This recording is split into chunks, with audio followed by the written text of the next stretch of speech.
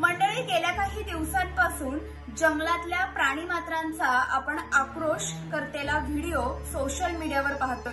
हा व्हिडिओ कुठल्याही एआय तंत्रज्ञानाच्या माध्यमातून तयार केलेला नाहीये, तर ही खरीखुरी घटना आहे।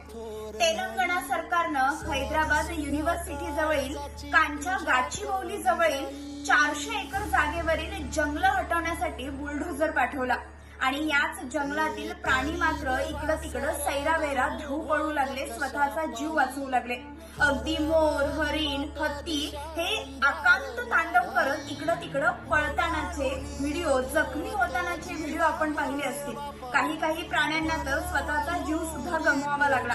हा सगळा आक्रोश पाहून पर्यावरण प्रेमी यांना दुःख झालं आणि याच्यातून आंदोलन सुद्धा उभं राहिलं। पण ही सारी घटना पाहिल्यानंतर, ऐकल्यानंतर माणूस किती स्वार्थी झालाय याची जाणीव होते।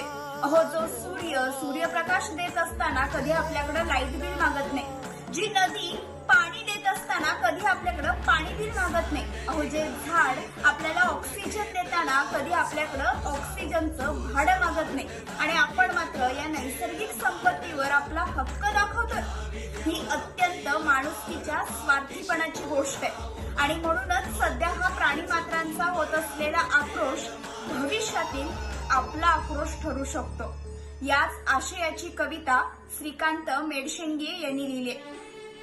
सहज लिहिला जातोय, शांत लिहिला जातोय, जागे व्हारे माणसांनो अंत लिहिला जातोय।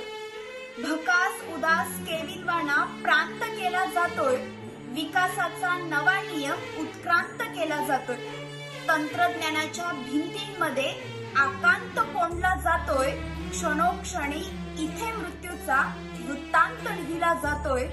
जागे व्हारे माणसांनो अंत लिहिला जातोय, जागे व्हारे माणसांनो अंत लिहिला जातोय।